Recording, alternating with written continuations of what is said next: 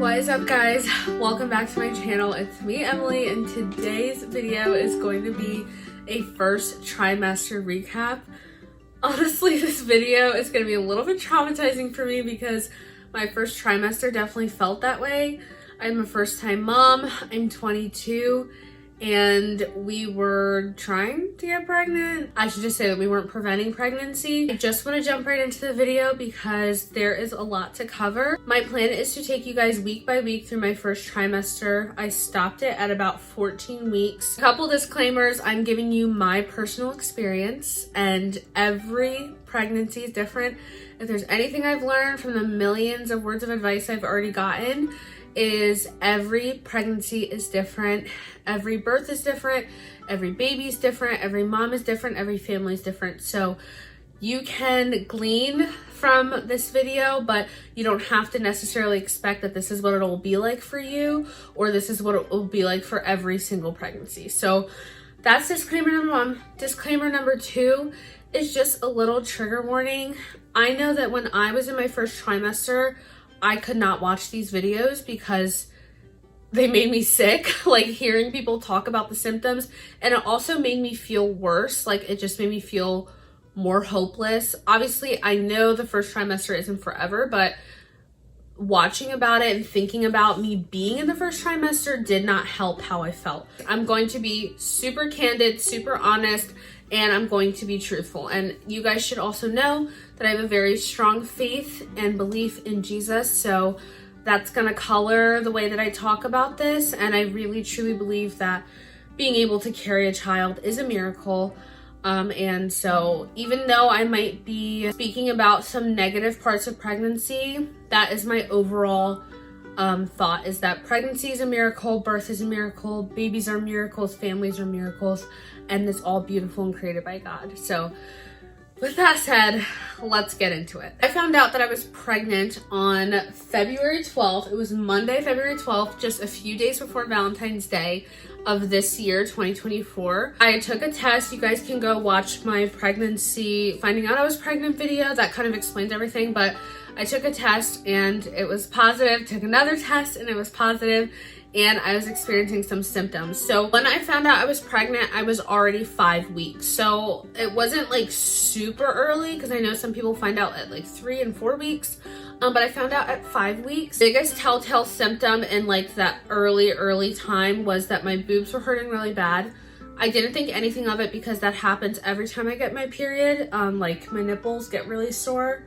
But other telltale symptoms were that I was gagging while brushing my teeth, had really bad congestion, and blowing my nose all the time, which I didn't know was a pregnancy symptom, but when I looked it up, it has something to do with the hormones. Then the weirdest thing was that after the stomach bug I had early in the month, I found that I was getting full really fast when eating. I don't know if that was necessarily pregnancy related or if it was like my body getting used to things or hormones, but I remember that it was like I would eat half of my food and I would just be done. One of the biggest things was I had tons of gas, like burping and everywhere else. Like I had a lot of gas, which was so strange for me. I wrote down here, not in the mood for sweets, literally the day after I found out I was pregnant.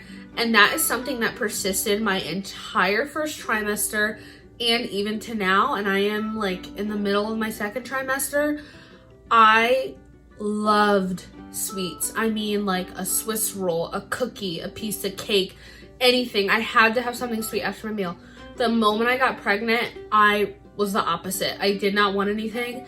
And I was kind of looking forward to like when I could get back on that train, because I was like, yeah, pregnant people love sweet things. And unfortunately, sweets just stopped sounding appealing to me. It's just like I was never in the mood for it.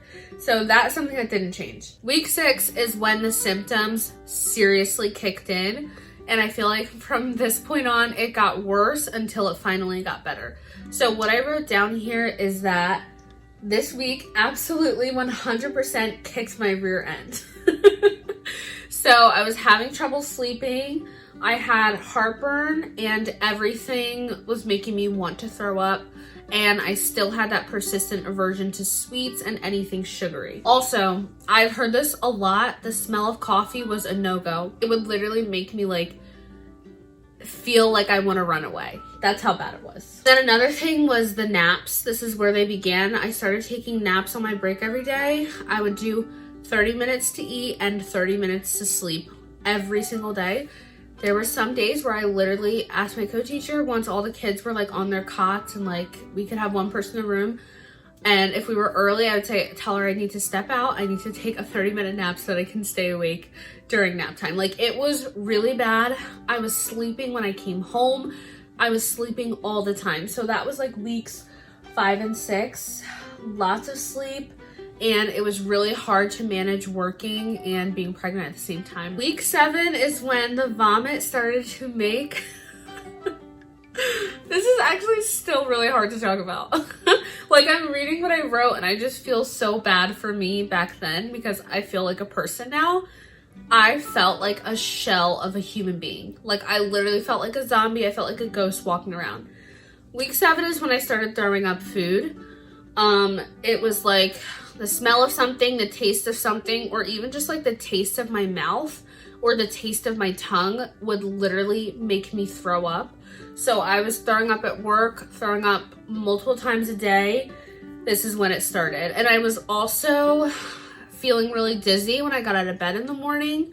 And that was really hard. Like, waking up and getting to work on time felt impossible. I also wrote down that this is when I decided to tell my boss and my co-teacher so they could understand why, like, so they could understand that I wasn't being lazy. I just really was physically unable to keep up the way that I used to. I have blocked a lot of this out of my memory, so I'm kind of re-experiencing it with you. So this is also in week 7 where it got really difficult. I wrote that I'm really struggling with work and school. AJ has stepped up so much and it makes my heart grow a million sizes. I came home this one night. I will never forget. I had left work. I had to stop at my parents' house to pick something up. And I remember I was talking on the phone with AJ, my husband, and I was like, I'm just so tired. My body is like just upset. Like, I'm just feeling so out of sorts.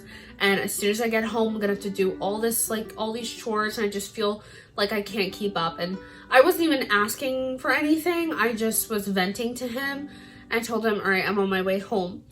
So I will never forget, I walked in the front door and I heard the sink running and like dishes clanking in the sink. And I walked into the kitchen and he was washing dishes and he said, just go lay down.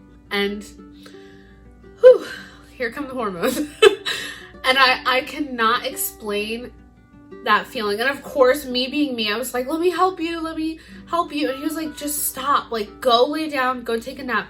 And I remember I laid down in this bed and I just slept for like 2 hours because I needed it. Like, in those early weeks, you are exhausted and you really just need to rest. And while I'm saying that, I will just say, like, I don't think I worked out at all my entire first trimester. My job is semi-active. I'm walking around, I'm dancing with the kids here and there. But I rarely had the energy to like go for a walk or turn on a workout video. And that's okay because that energy is here in the second trimester. It was not there. So don't beat yourself up if you can't stay active or if you can't be active the way that you used to, because that energy will come back. My major comments from week 8 was that this is when smells started getting to me and when brushing my teeth started getting to me. So this is the week that I realized I literally could not brush my tongue. Like, you know, brush your teeth and then you brush your tongue, really get in there. This pregnancy had to stop brushing my tongue. I don't know if that's gross or not, but I had to stop because it was an instant trigger to throw up. This is when I stopped doing perfume, candles, which really upset me because usually I literally bathe in my perfume because I love to smell good. But like anything scented was not cutting it. No scented lotion, no nothing. And that was really sad for me because I felt like, oh my gosh, pregnancy kind of makes you smelly. So I kind of felt like I don't want to smell like my pregnancy body smell. I want to smell like vanilla and I want to light candles in my house, but it was not it. So smells were getting to me. Smell of the bathroom, smell of the kitchen. Girl, let me tell you, I could not go in the kitchen for months. I don't mean like, oh, I went in the kitchen like twice a week. I avoided the kitchen like the plague. I avoided the fridge like the plague. I avoided the sink. I even avoided the bathroom.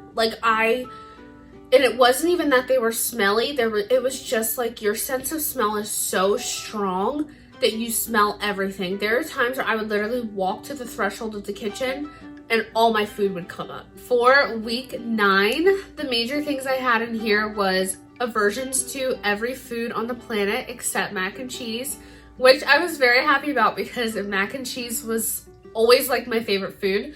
But I know some people like crave like random weird things, but I could only eat mac and cheese. Specifically, Panera mac and cheese was my favorite. I would get Wawa mac and cheese. I would get mac and cheese if we went to a restaurant. That was the only thing that sounded good to me. No chicken, no beef, no meat, no protein. That all was really gross and I couldn't even like stomach it. Like the thought of it or even like putting it in my mouth, none of that. But mac and cheese and like a good drink, that is what I was eating for every meal. I also wrote for week 9 that I'm throwing up the moment I get out of bed. So again, there was not necessarily a trigger, but it was almost like going from laying down to standing up or sitting up would just make my stomach signal that it was time to go and throw up. So that was really difficult. This is when the vomit became more consistent and it was starting to happen like every day. Week 10, I wrote, in many ways I'm feeling better than week 6 and 7, but in many ways I'm feeling worse. I'm not even sure what that means. If anything is giving first trimester, it is that sentence right there. And then I like came back and filled in later and I said, this is ironic because this is where everything started to take a turn for the worse. I can laugh about it now because it's over, but it was not funny in the moment, let me tell you. Week 11 was tragic, to say the least. This is when, again, like I said, in week 10 and 11, throwing up every day, and it became like I had to throw up before I left the house for work, or I would have to leave my class at work to go throw up in the bathroom. And it is extremely embarrassing throwing up in front of like 15 3-year-olds. It's embarrassing throwing up in front of people or being afraid that people are going to hear you throw up. I'm kind of lucky that my job, like if I'm in my classroom, I have a little bit of privacy. There's a bathroom in my classroom that the kids use if it was like I had to run, and there's some bathrooms in the hall if I really had to go. But I was so grateful that I told my coworker that I was pregnant, because I would literally just say her name and I would tell her I have to go now. It's always triggered by smell or just triggered by the morning time. So I had very traditional morning sickness, and this was the week of what I like to call the mac and cheese incident. I was trying to eat because people say that eating helps with the nausea. You're supposed to eat every 2 hours. That did not work for me. They say eat every hour, eat this and that. Nothing worked for me. And I just want to say, I'm not saying that to make you feel hopeless, but to just make you feel not crazy, because I tried everything and I still threw up my food. So I had mac and cheese for lunch. It was the school lunch that day. And I was, I had it, I kept it down. I was like, thank you, Lord. Threw away my plate and I started walking my class back from the cafeteria to our classroom. And I opened the door to like the toddler hallway and I smelled something. I still to this day don't know what it was, and my food immediately started coming up. Now, I tried to go in the teacher bathroom, which was right there, and somebody was in there, the door was locked. And so my only other option was going to the office and hacking into the office trash can. So I'm literally in there with the office doors open. It's right at the entrance of the building. I am throwing up. Like I am vomiting my brains out. Like all the food that I just ate is coming up and it's not even digested yet. So it was so gross. I'm throwing up in the trash can and the receptionist is just looking at me like, oh, I'm so sorry. And there happened to be like 5 people in the office, so I just kind of had to like get off the floor and say, I'm pregnant. After that, it was like the office staff kind of knew, and I was so embarrassed. I sat in the office and cried for like 10 minutes. It was just not a good day for me, but I'm just so grateful that the place that I work is so loving and the people that I work with are like my family, so it could have been a lot more mortifying. Week 12 I wrote was the beginning of Hell Week, and that is because I had a slew of issues on top of my morning sickness and nausea / vomiting. This was probably the lowest point of my first trimester and the hardest time of my life. And I mean that with no exaggeration, because I was mentally exhausted, I was physically exhausted, and so was my husband. Basically, this had happened on, I think, a Saturday. I had gone out in the morning. I had to do like a ministry training thing, and then I came home, I took a nap as per usual in my first trimester, and I woke up with a nasty headache and a nasty fever, and it would not go down for about a day and a half. So after the fever wouldn't break, I was taking Tylenol, and after, I think I took it like 3 rounds of it. When I say rounds, I mean like, you know, you take it like every 4 to 6 hours. I had taken Tylenol like 3 times and the fever wouldn't break. So I had still not had like any medical intervention in my pregnancy, and I was really concerned. So we decided to go to the emergency room just to make sure that there was nothing wrong with me and that the baby was okay and that the fever wasn't being caused by something. After like 5 hours in the emergency room, we had a diagnosis of COVID and a UTI on top of my other like nausea symptoms. I found out later that I was also a bit anemic when I had my first doctor's appointment, and I was also dehydrated when I went in. So it was just like this big slew of issues. I didn't have to stay. It wasn't a very serious emergency room trip. They just gave me like an IV to help with the dehydration, and they said take these antivirals for the UTI. I don't know who designed the pills for a UTI, but they're crazy because the pills are literally this big. I'm supposed to swallow it. I'm supposed to take it with food, and you can just imagine how that went. I remember the one morning AJ was trying to help me eat and take my pill because I was avoiding taking the pills as much as possible. I mean, I had to take it every day or it wouldn't work, but it was like a scene to take it because I was so scared after throwing up so much. I just didn't want to take anything that would make me throw up, and I never knew if my body would keep it down. So I remember AJ was helping me. He gave me like a little bit of yogurt and like my last antiviral pill for the tract infection, and I stood up and threw up immediately. It was like an instant. It was instant. It made me so sick. I was like, you know what? The pill's gone. I'm not taking any more of them. I'm done. COVID and the UTI combo plus just like the pregnancy life left me out like incapacitated for about 2 weeks. I missed 2 weeks of work. I was home in bed laying on the couch. I could not eat anything. I had such a hard time breathing because of the COVID. I guess it does like a number on your system here. And I was just miserable, guys. Like it was really, really hard. And if I didn't have the Lord, I just don't know what I would do. And it was so hard, like watching my husband like want to help, but there's nothing he could do. And I would cry when he left the house because I didn't want him to be alone. And I just wanted, like, I just didn't know what to do with myself. It was so difficult. But I'm just so grateful that the Lord brought me out of that and he healed my body. Overall, with the COVID and the tract infection, I had trouble walking, and I had like trouble like getting up on my own, and I could not keep food down for about that time, like I want to say like 10 days. I had a hard time keeping food down, so like my life was not normal. My house was like a mess. I could not do anything. So again, I'm just so grateful that the Lord brought me out. But in this time, I lost about 15 pounds, somewhere between 10 and 20 pounds. I was, again, like a shell of myself. So a lot of people say that you lose weight during the first trimester. I didn't expect that. I don't know why. I just thought like, oh, it's not gonna be me. I lost so much weight during this time, and I am just now back to my pre-pregnancy weight in my second trimester, like halfway through. So to help with my severe vomiting and nausea, I started taking Zofran a couple times a day. And then I was able to wean myself off of that to just like an as needed.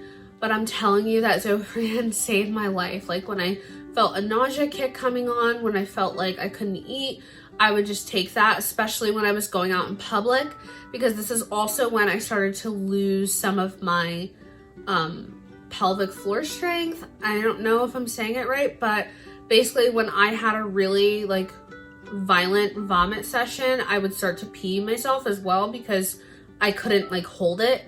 And so it was really embarrassing for me to throw up in public, and I developed this fear of leaving my house because I didn't want to throw up in public. So that was really hard, but thankfully that is not over. I just started wearing panty liners because now I'm peeing when I sneeze. But thankfully the vomit has slowly dissipated. I'm not going to say any more about it because I don't want to throw up. 12 and 13 was basically like the COVID and UTI like happening and the recovery from it.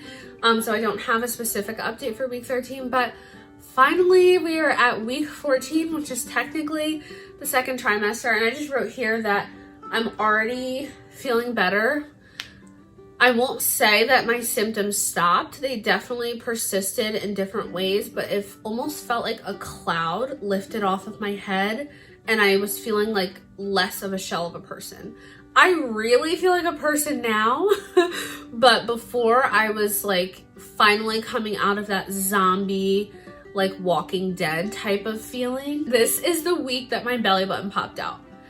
I don't know if that's crazy, but guys, I was eating dinner with my husband one night and I looked down and I was like, AJ, look at my stomach.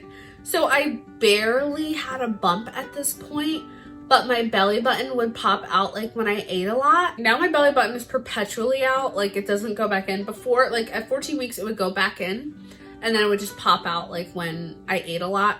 But now she's out. The belly button is out and she's ready to play.